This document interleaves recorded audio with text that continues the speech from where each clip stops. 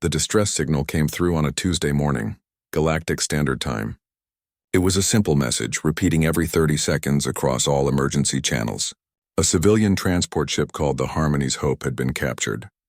847 passengers were now hostages.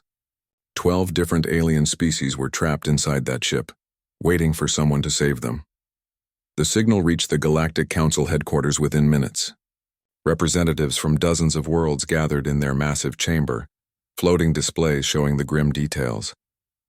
The ship had been taken by Vraxel Marauders, the most dangerous pirate group in known space.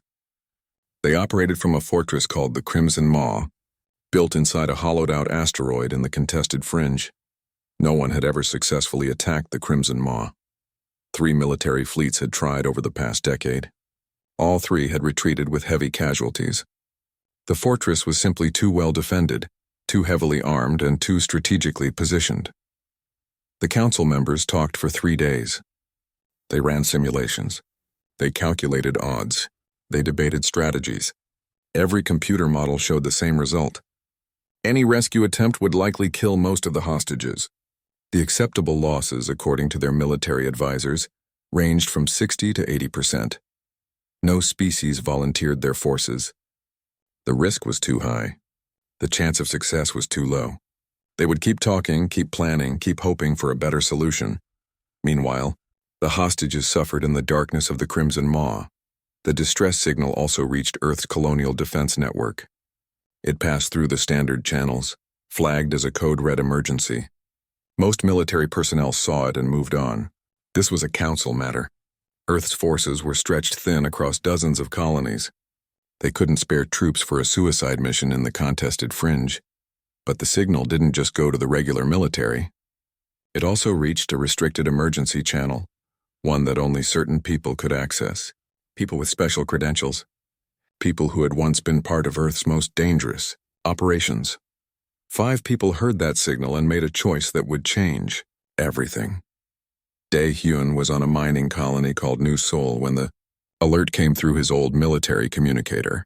He was 43 years old with a face marked by scars and eyes that looked tired all the time. He worked as a security consultant now. A quiet job for quiet days. But when he read the message about 847 hostages, his hands started shaking. He remembered another distress call years ago. He had been a special operations commander then.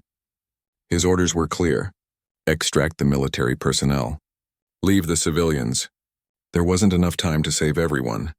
He had followed those orders. He had left 300 people behind. He still heard their screams in his sleep. Dae-Hyun looked at the distress signal for a long time. Then he checked the galactic news feeds. The council was debating. No one was moving. No one was coming. He started packing. Hana received the signal while sitting in a bar on Europa Station. She was 31 years old, with sharp eyes and faster reflexes than almost anyone alive. She had been a military intelligence operative until she wasn't. The official record said she used excessive force.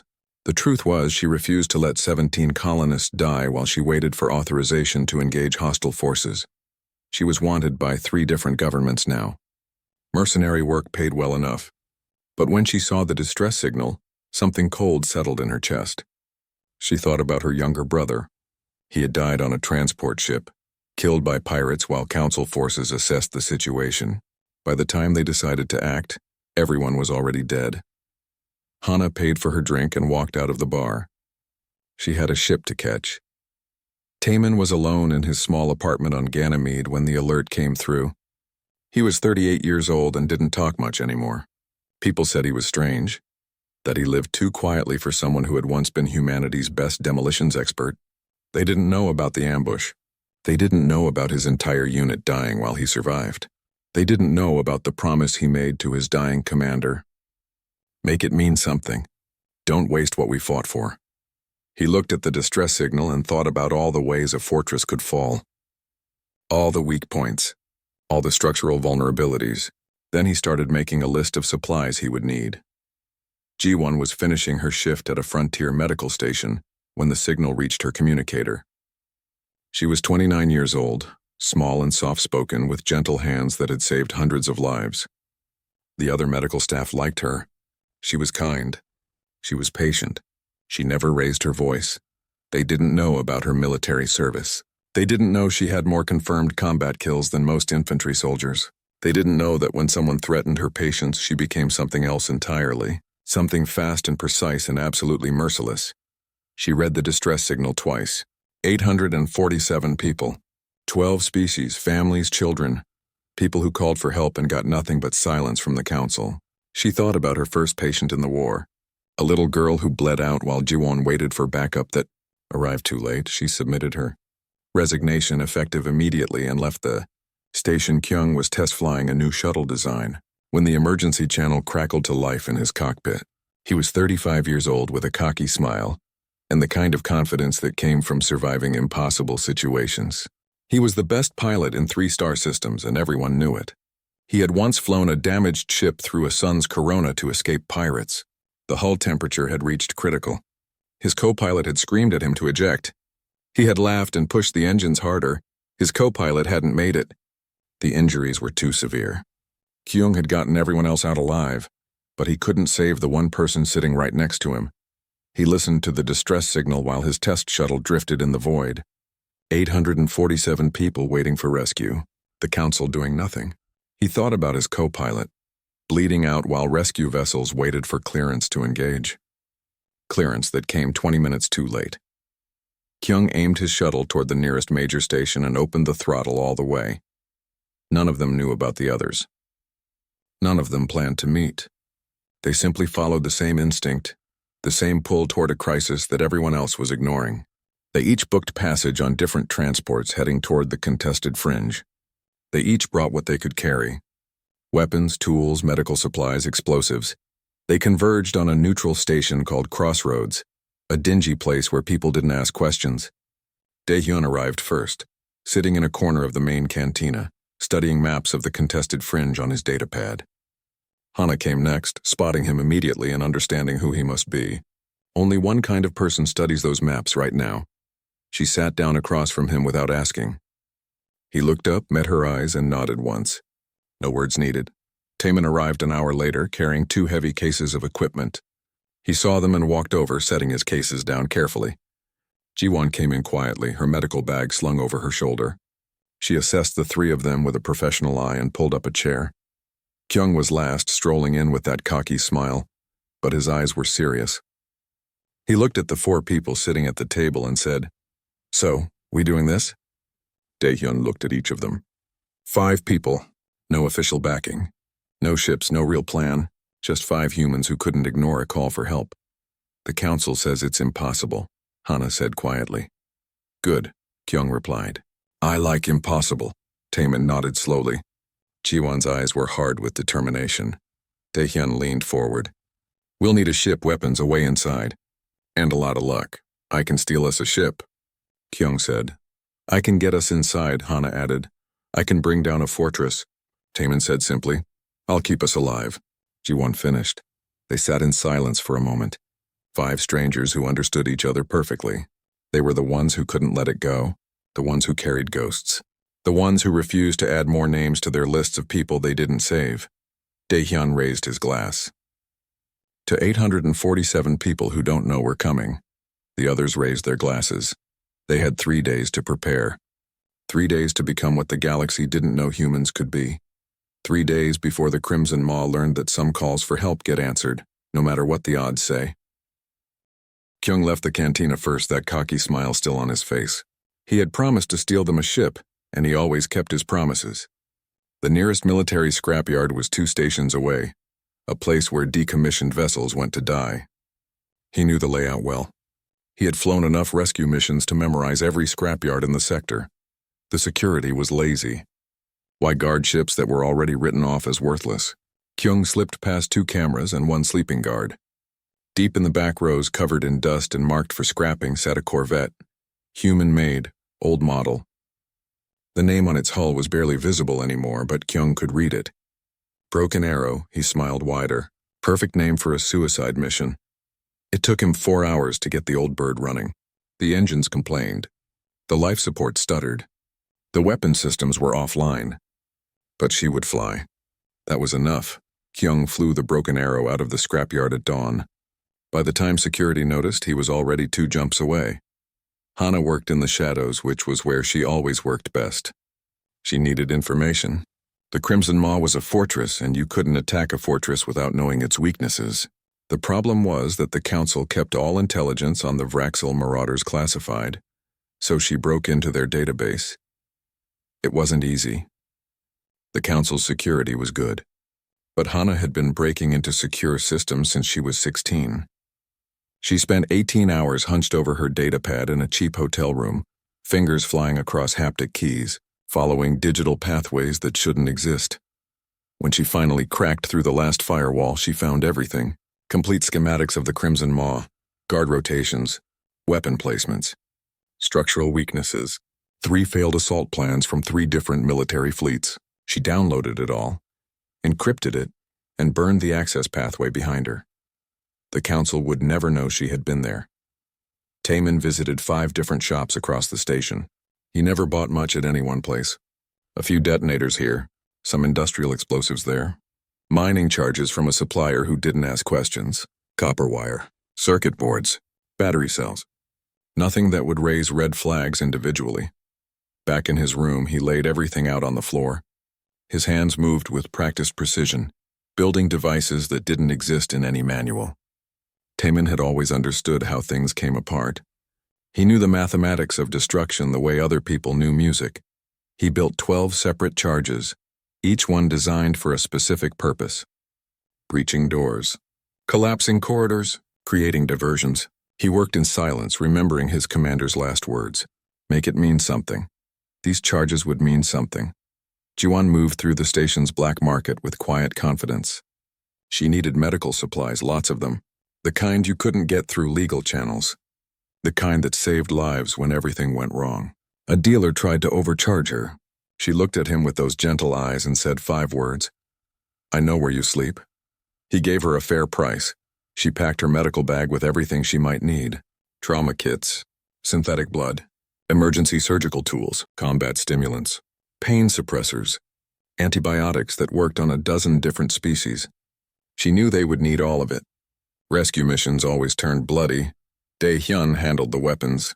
He still had contacts from his military days, people who owed him favors or respected what he used to be. One old armorer met him in a storage facility at midnight. The man looked at Dae-hyun and shook his head. Heard about those hostages, heard the Council's doing nothing. Should have guessed you'd show up. Can you help? Dae-hyun asked. The armorer sighed and opened a locked container. Inside were weapons that officially didn't exist. Human military rifles, plasma pistols, combat knives, body armor, enough firepower for a small war. On the house, the armorer said, Bring those people home. Dae-hyun gripped his hand. I will. They reconvened on the Broken Arrow 3 days later. Kyung had the ship docked at an abandoned refueling platform. She looked rough, but the engines were humming. The others brought their acquisitions aboard. Weapons, explosives, medical supplies, intelligence data. They gathered in the small cargo bay. Hana projected the schematics of the Crimson Maw on the wall. Everyone studied it in silence.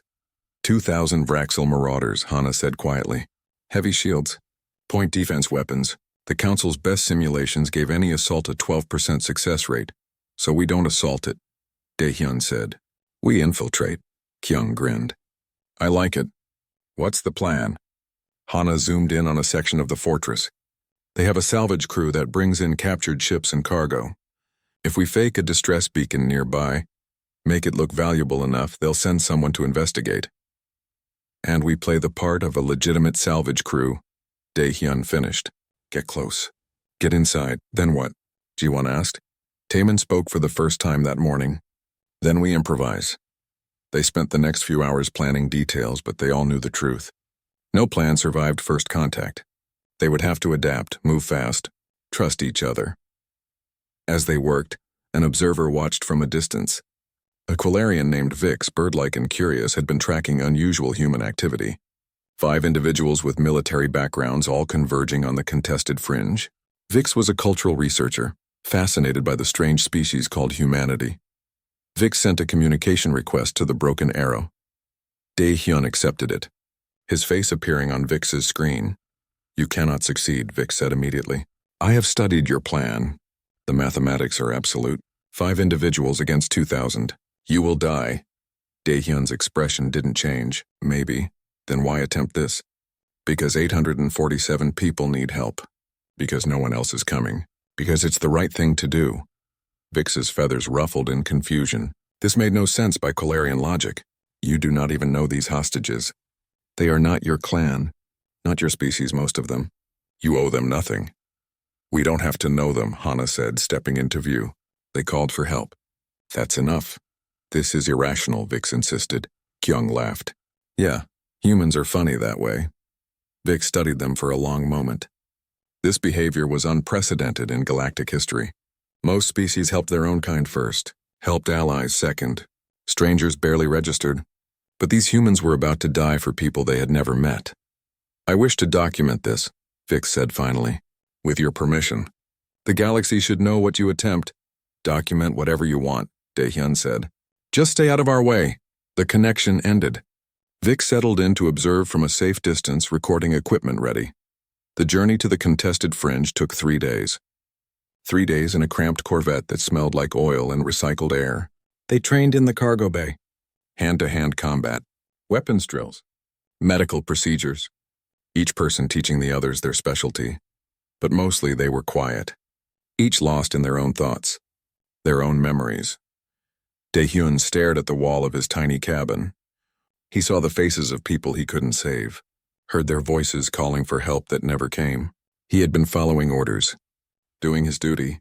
It hadn't mattered. They had died anyway, not this time. This time he wasn't following orders. This time he was following something deeper. Hana sat in the darkness, cleaning her weapons with practiced hands.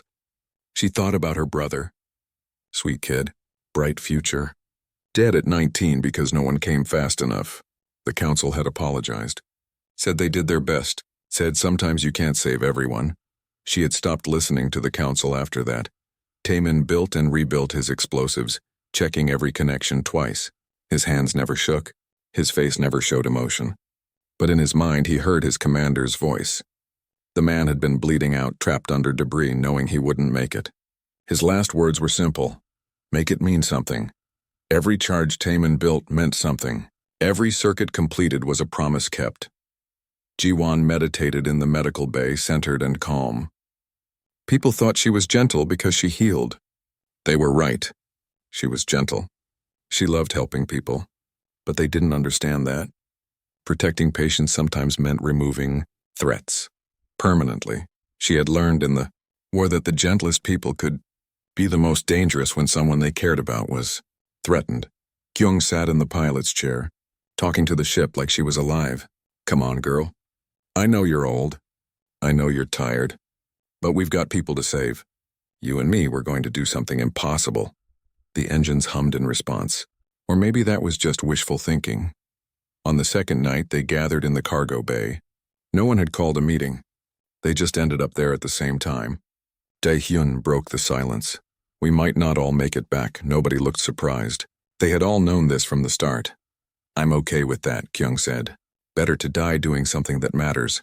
Jiwon nodded. Those hostages deserve a chance, even if it costs us everything. Taemin just stared at his explosives and said one word. Good. Hana looked at each of them. The galaxy thinks humans are soft, diplomatic, peaceful. They don't know what we're capable of. They're about to find out, Daehyun said. On the third day, they dropped out of faster-than-light travel at the edge of the Crimson Maw's sensor range. The fortress hung in space ahead of them, huge and threatening, a hollowed asteroid bristling with weapons. Inside that fortress, 847 people waited in the dark. The fake distress beacon worked perfectly.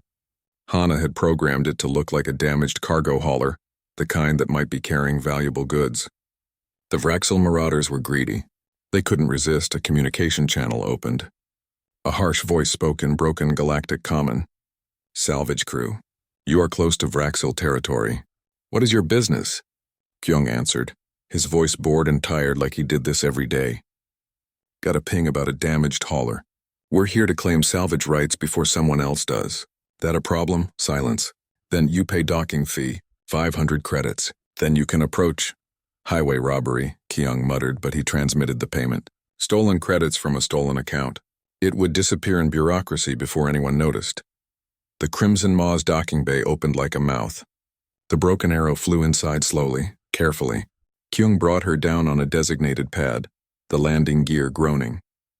Around them, other captured ships sat in various states of dismantlement. This was where the marauders processed their stolen goods. Remember, Daehyun said quietly, we're salvage workers, tired, annoyed about the fee. Not interesting. They wore simple coveralls over their armor, weapons hidden but accessible. Hana carried a data pad that looked normal but held all their intelligence. Taemin's tool cases held explosives. Jiwon's medical bag looked innocent. Daehyun's posture was relaxed, not military. The cargo ramp lowered. They walked down into the docking bay. The air smelled wrong. Recycled too many times. Stale and metallic. 12. Braxil guards waited for them. Massive creatures, four-armed and reptilian. Each one stood over 7 feet tall, covered in scales and scars. They were bred for combat, raised to be violent. They looked at the 5 humans with contempt. The lead guard stepped forward. Papers, salvage license now. Hana held out her datapad. The guard snatched it, his clawed hand moving fast. He studied the forged documents. His eyes narrowed. These look new, too new. Got them last month, Hana said calmly. Old ones expired. You want to call the licensing bureau? Be my guest. I'll wait. The guard stared at her. Humans were supposed to be weak, diplomatic, easily intimidated. But this small human female looked back at him without fear. Something about her eyes made him uncomfortable. He shoved the data pad back at her. Fine. Do your salvage work and leave. Touch nothing that belongs to Vraxil. They started walking toward the exit. Almost made it. Then one of the guards noticed Taemin's cases. Wait, what is in cases? Taemin stopped. Tools, cutting torches, salvage equipment. Open them. This was the moment everything could fall apart. Taemin set the cases down slowly. Daehyun's hand drifted toward his concealed weapon. Hana calculated distances and angles. Jiwon's breathing stayed perfectly steady. Taemin opened the first case. It was filled with legitimate tools, cutting equipment, power cells, nothing suspicious. He had packed this case specifically to be inspected. The guard poked through it, then gestured at the second case. That one too. The second case held the explosives. Taemin reached for the latches. But another guard, impatient and aggressive, kicked the case over. It tumbled across the floor, latches breaking. Contents spilling out. The guard saw the explosives immediately. Saw the detonators. Saw military-grade equipment that no salvage crew should have. Everything happened in 2 seconds. The lead guard reached for his weapon. Hana moved first. Her hand flashed to her concealed pistol, drew and fired in one smooth motion. The guard dropped, a smoking hole in his chest. The other guards roared and charged. 11 massive creatures against 5 humans. Should have been a slaughter. It was, just not the way the Vraxil expected. Daehyun's rifle came up. 3 shots. 3 guards fell. Kyung pulled a compact submachine gun from under his coveralls and sprayed the room with suppressing fire. Taemin grabbed an explosive, armed it, and threw it toward a group of guards. The blast sent them flying. Jiwon moved like water flowing between attacks. A guard swung at her with all 4 arms. She ducked, stepped inside his reach, and drove a combat knife up under his jaw. The guard collapsed. She was already moving to the next threat. The fight lasted 8 seconds. When it ended, 12 Vraxil guards lay on the floor. 4 were dead. 8 were unconscious or too wounded to fight. The 5 humans stood breathing hard, weapons still raised. Alarms started blaring. Well, Kyung said, so much for the subtle approach. Daehyun spoke into his comm. Kyung, get back to the ship. Keep her ready for a fast exit, you sure? I'm pretty good in a fight.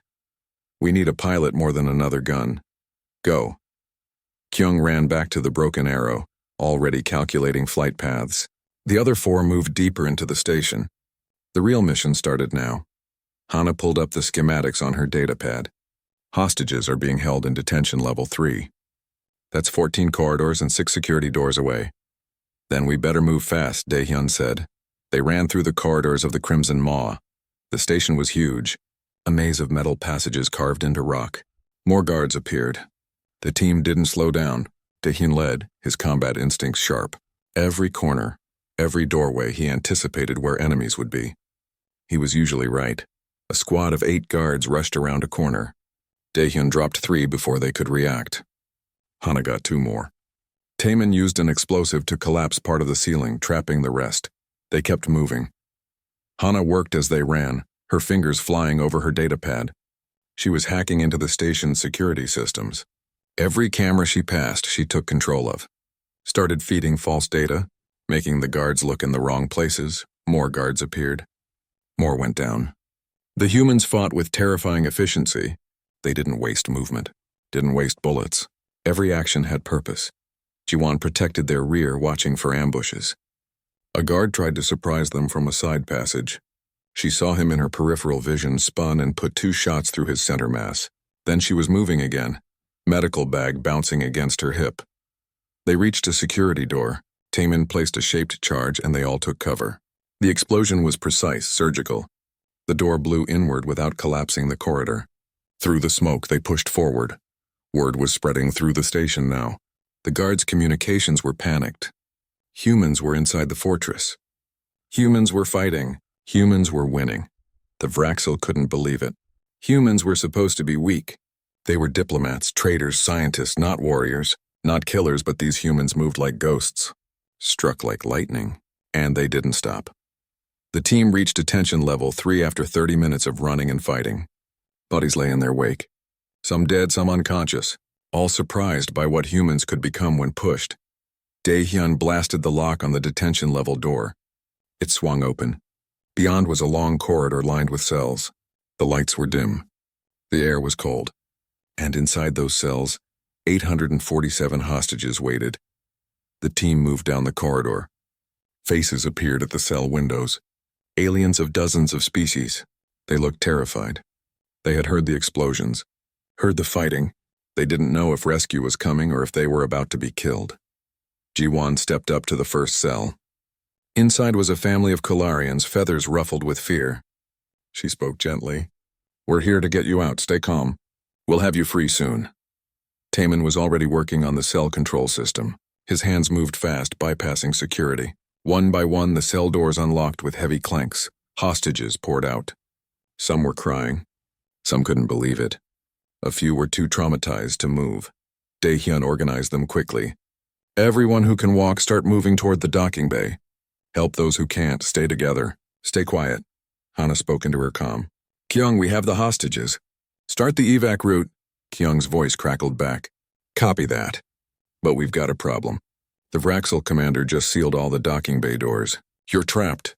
Daehyun looked at the others. They had expected this. Planned for it. Then we unseal them. But as the hostages filed past, Taemin was counting. His photographic memory held the exact number. 847. He counted again. 821. We're short, he said quietly. 26 missing. Daehyun's jaw tightened. "Where are they?" Hana was already checking her stolen schematics. Her face went pale. "There's another level below this one. Listed as entertainment arena." They all understood immediately. The Vraxel weren't just holding hostages. They were using some of them for sport. For entertainment. Ji-won spoke to a hostage, a Torvan male who looked like he had been here longest. The missing people. Where did they take them? The Torvan's eyes filled with tears. "Below, they made us watch sometimes. Made us choose who would go next." "How many are still alive down there?" Daehyun asked. "None," the Torvan whispered. "They killed the last one yesterday." Silence. Heavy and cold, Daehyun looked at his team. Something changed in his eyes. Something hard and final. "Get these hostages to the ship." "All of them. What about you?" Hana asked. "I need to see the arena. Need to know what happened." "I'll come with you," Ji-won said. They descended to the level below, found the arena. It was exactly what they feared.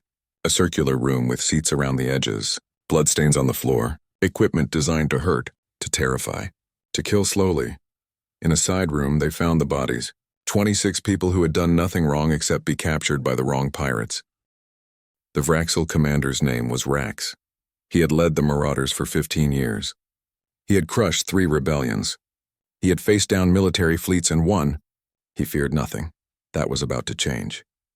Rax sat in his command center, surrounded by displays showing his fortress. 2,000 warriors under his command, 4 humans trapped inside. The humans had rescued the hostages, true. That was unexpected. But now those hostages were on a ship that couldn't leave the sealed docking bay, and the 4 humans were scattered somewhere in his station. "Find them," Rax ordered. "Bring me their bodies." His warriors moved out in groups of 20. They carried heavy weapons. They wore armor. They were confident. 4 humans couldn't possibly stand against 2,000 Vraxil. The first squad found Dae-hyun in a maintenance corridor, 20 warriors against 1 human. They raised their weapons. Dae-hyun moved first. He wasn't there anymore. He had rolled behind a junction box. His rifle spoke 3 times. 3 warriors fell. The others fired, but their shots hit empty air. Dae-hyun was already moving, using the corridor's layout like he was born in it. Another 3 shots. Another 3 down. The warriors tried to advance. Found the corridor blocked by a collapsed ceiling panel that hadn't been there seconds ago. Dae-hyun had shot the supports. Half the squad was trapped on the wrong side. The remaining warriors on his side tried to rush him. Bad idea. At close range, Dae-hyun fought with hands and knives. Years of training. Years of combat. He moved through them like smoke. When it was over, 20 warriors lay unconscious or dead. Dae-hyun checked his ammunition, reloaded, and disappeared into the ventilation system. Taemin worked alone in the lower levels. He moved through the maintenance tunnels that ran through the station's guts. Places the Vraxil were too large to follow. He carried his explosives and a talent for knowing exactly where to place them. A squad of warriors ran past below him. He placed a charge on a support beam, set a timer, moved on. 30 seconds later, the corridor collapsed. The squad was trapped in a sealed section. Taemin kept moving, placing charges, setting traps. The station was a living thing to him. He understood its bones, its weak points. Every tunnel he crawled through, every wire he cut, made the fortress a little more fragile. The warriors started hearing explosions in the distance, started finding corridors that were suddenly dead ends, doors that wouldn't open, systems that stopped working. They were being herded, controlled, pushed into places they didn't want to go, places where other humans waited. Ji-won had set up a field hospital in a secured cargo bay. The few hostages too injured to move were there.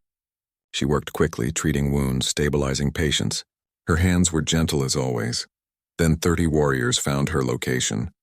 They blasted through the door, weapons raised. Saw a small human female tending to patients. They grinned. Easy target. 1 warrior stepped toward a wounded Quillarian. Ji-won stepped between them. "Don't," she said quietly. The warrior laughed, reached past her. What happened next, the other warriors would have nightmares about for years. Ji-won's hand moved. A scalpel appeared. The warrior's reaching arm suddenly had a cut so deep and precise that it stopped working instantly. He screamed, fell back. Ji-won didn't stop moving. She was among them. Under them. Too small to hit easily. Too fast to track. Her weapons were medical tools, scalpels, injectors. She knew every nerve cluster, every blood vessel, every place to strike that would disable without killing. But when warriors got too close to her patients, she stopped being gentle. Then her strikes were lethal. The fight lasted 2 minutes. When it ended, Ji-won stood over her patients, breathing hard, covered in blood that wasn't hers. Behind her, 30 warriors lay groaning or still. She had protected every single patient. She cleaned her scalpel and went back to treating wounds. Her hands were steady. Her voice was gentle as she comforted a frightened child. Hana haunted the security levels. She owned the station's computer systems now. Every camera was hers. Every door. Every sensor. She could see everything the Vraxil did, and they couldn't see her. She used this control like a weapon. A squad of 50 warriors moved through a corridor. Hana sealed the doors behind them. Then she vented the atmosphere from that section. The warriors had 30 seconds to get their emergency masks on. Most made it. They were trapped but alive. Another group tried to reach the command center. Hana locked every door between them and their destination. Then she started playing sounds over the speakers. Human sounds, footsteps that weren't there, voices in the dark. The warriors started shooting at shadows. She guided groups into dead ends, into sections where Taemin had placed explosives, into corridors where Dae-hyun waited. The fortress that was supposed to be the Vraxil's strength became their prison, and Hana was the warden. Back on the Broken Arrow, Kyung kept the ship ready and provided overwatch. He couldn't see inside the station, but he could monitor communications. He heard the panic in the Vraxil voices, heard them calling for backup that wouldn't come in time. He also defended the docking bay. Twice, groups of warriors tried to rush the ship. Kyung used the broken arrow's point defense weapons. The old gun still worked. Warriors retreated under fire. Kyung kept his finger on the trigger and waited for his team. Commander Rax watched his forces fall apart. His displays showed chaos. Squads not reporting in. Sections sealed. Explosions in areas that should be secure. And through it all, 4 humans moving like ghosts. He had started with 2,000 warriors. After 2 hours, he had less than 1,500 combat ready. After 3 hours, less than 1,000. The humans weren't just fighting. They were systematically dismantling his entire operation. Rax made a decision. He would kill the hostages, make the humans pay for their defiance.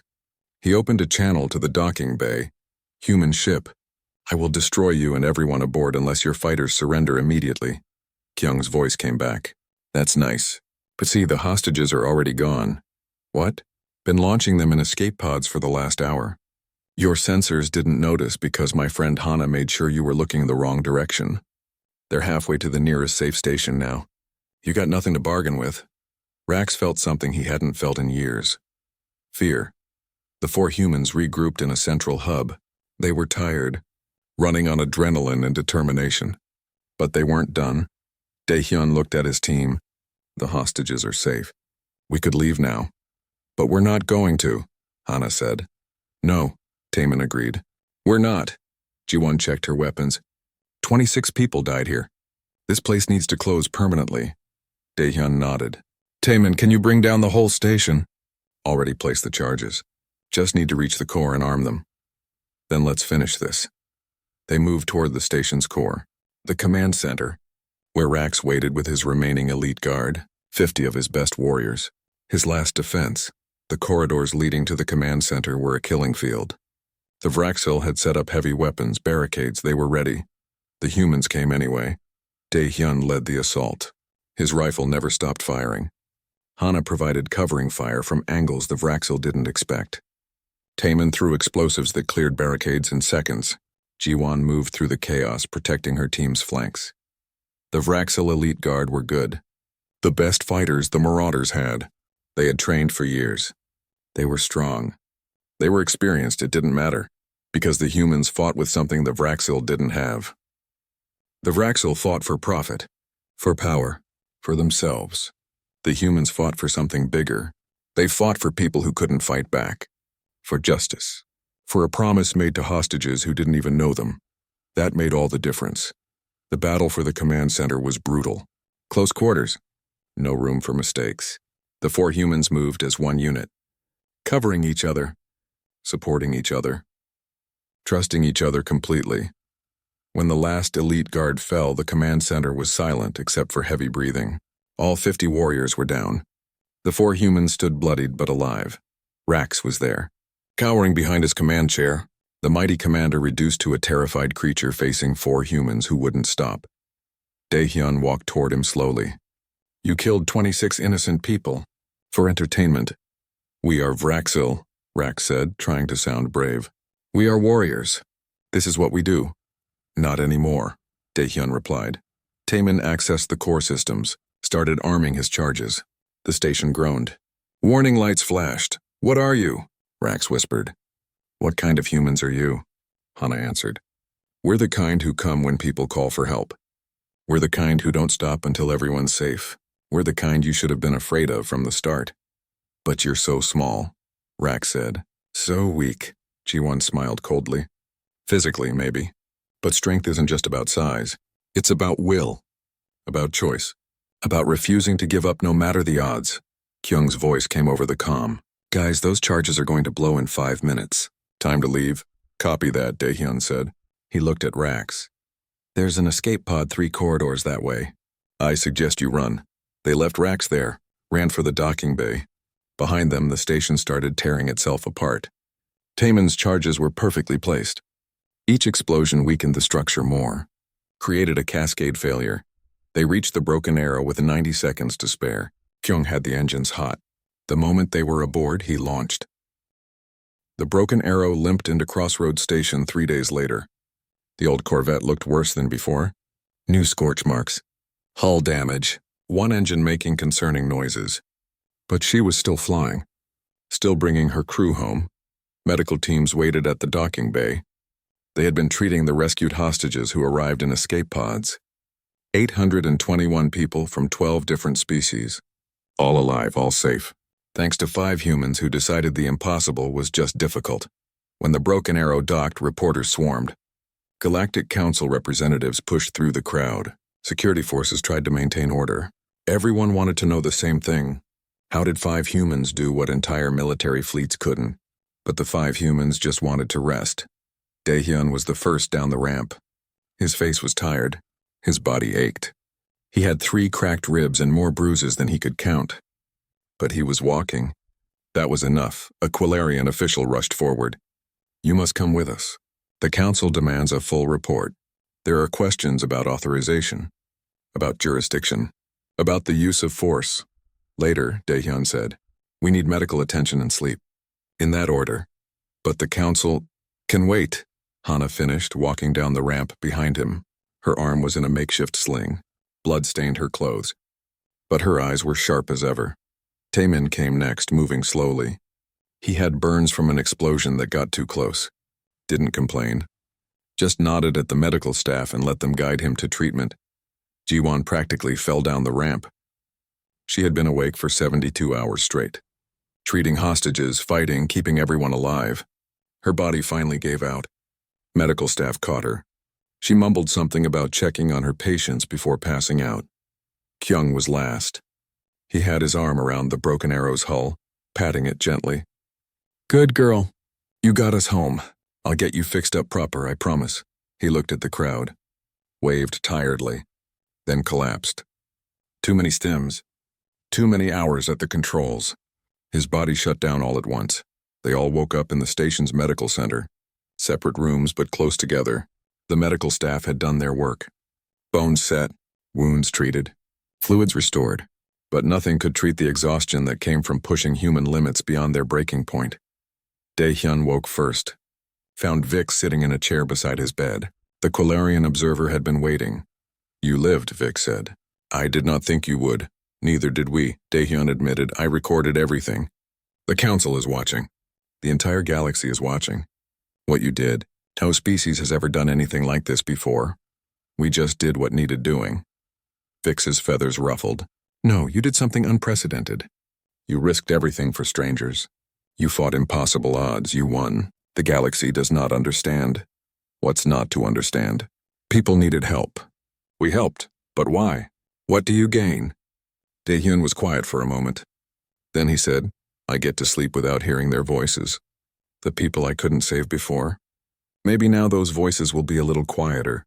Vic studied him, beginning to understand something about humans that no amount of academic research had revealed. The Galactic Council convened an emergency session. Representatives from every member species gathered. They watched Vic's footage in stunned silence, watched 5 humans do the impossible, saw them fight with skill that seemed beyond belief, saw them refuse to quit even when all logic said they should. The debate that followed was fierce. "This level of violence is unacceptable," the Quillarian ambassador argued. "They acted without authorization, without oversight. They killed thousands." Fraxil marauders, the Torvan representative countered. His species was bear-like and powerful. Pirates, murderers, and the humans gave them chances to surrender. The station logs prove it. "The precedent this sets is dangerous," another voice said. "Individuals taking military action based on personal judgment." The human ambassador, an older woman named Park, stood up. "My people didn't start by killing anyone. They tried infiltration. They rescued the hostages first. The violence only escalated when the marauders forced the issue. And may I remind the council that you had 3 days to respond. 3 days of debate while those hostages suffered. My people waited 6 hours before acting. They are not military," the Quillarian ambassador pressed. "They are civilians. Retired military," Ambassador Park corrected. "And they used their own resources. Their own ship. Their own supplies. They asked nothing from Earth, nothing from this council. They simply saw people who needed help and decided to provide it." "But at what cost?" another representative asked. The Crimson Maw is destroyed. Thousands dead. This is not how civilized species behave. A new voice spoke, quiet but clear. One of the rescued hostages, a Quilarian female who had been held for 6 weeks. She stood in the gallery. I was there. I heard my captors planning who would die next, who would go to the arena. My daughter was on that list. Her voice shook. The council debated, calculated acceptable losses, decided we probably couldn't be saved without too many casualties. You were going to let us die because the math didn't work. Silence in the chamber. Then 5 humans came. We heard fighting, heard explosions, thought we were all going to die anyway. Then our cell doors opened. A small human female looked at us and said, "We're here to get you out." Just like that. Like it was the simplest thing in the world. The Quilarian female looked around the chamber. Those 5 humans risked everything. Asked for nothing. Didn't care about our species. Didn't care about profit or politics. They came because we called for help. Because that's what humans do. So before you judge them, remember that 821 of us are alive because of them. More hostages stood. Different species. Different backgrounds. All alive because 5 humans refused to accept the word impossible. The debate continued for hours. Finally, the council made a decision. The 5 humans would not be prosecuted. They would be recognized under a new classification: independent humanitarian contractors, a category created specifically for them. They were offered money, ships, official council positions, resources and support. They turned down almost everything. A week later, the 5 met in the same dingy cantina where they had first gathered. They all looked better, healed, rested. But something had changed. They had proven something to themselves and to the galaxy. "The council wants us to work for them officially," Hana said. "Regular salary, benefits, authorization for operations." "And?" Daehyun asked. I said no to the money, but I told them to put us on the emergency alert system. Any distress call that's not being answered. "We want to know about it," the others nodded. That made sense, Kyung grinned. "Also, they're giving me a proper ship." "Not officially. But the paperwork for a decommissioned Corvette somehow disappeared. Found one in a hangar with my name on it. Funny how that works." "They're trying to make us official without making us official," Taemin observed. "Let them," Jiwon said. "As long as we can keep helping people, I don't care what they call it." Daehyun raised his glass. To 821 people who got to go home. They drank. For a moment there was peace. Then Hana's datapad chirped, "Emergency alert." She read it. Her expression hardened. "There's a colony under siege. Slavers. Council forces are 3 weeks away." "How many hostages?" Daehyun asked. 430. Silence. They all knew what was coming next. They all knew the choice they would make. Then something unexpected happened. More alerts started coming through. Hana's datapad lit up with responses. Other people answering the call. Retired soldiers. Former operatives. Disillusioned mercenaries. Medics who were tired of arriving too late. Pilots who had seen too many good people die while help was debated. Humans. Dozens of them. All seeing the same distress call. All making the same choice. Kyung laughed. "Well, looks like we're not alone anymore." "We never were," Daehyun said quietly. "We just moved first. This is what humans do." Over the next few hours, 53 humans responded to the call. They converged on Crossroads Station, brought their own ships, their own weapons, their own determination. They looked at the 5 who had started it all. Waited for orders. Daehyun stood before them. Looked at each face. Saw the same thing he saw in his own team. People who couldn't ignore the call. People who had ghosts they needed to quiet.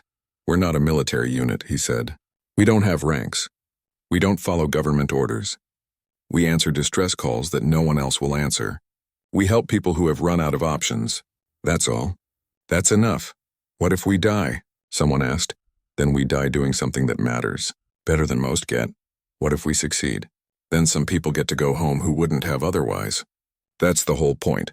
One by one, the volunteers nodded. They understood. This wasn't about glory or money or recognition. This was about being the kind of person who heard someone crying for help and didn't walk away. The fleet launched 3 hours later. 53 ships. Mismatched and improvised. Nothing official. Nothing sanctioned. Just humans going to help because someone asked. Vix watched them go and finish the report that would change how the galaxy saw humanity forever. The report was titled, Humanity, Understanding Protective Aggression. Key findings were simple. Humans bond with strangers easily, will adopt almost anyone into their protective circle. The question isn't who are my people, but rather who needs help.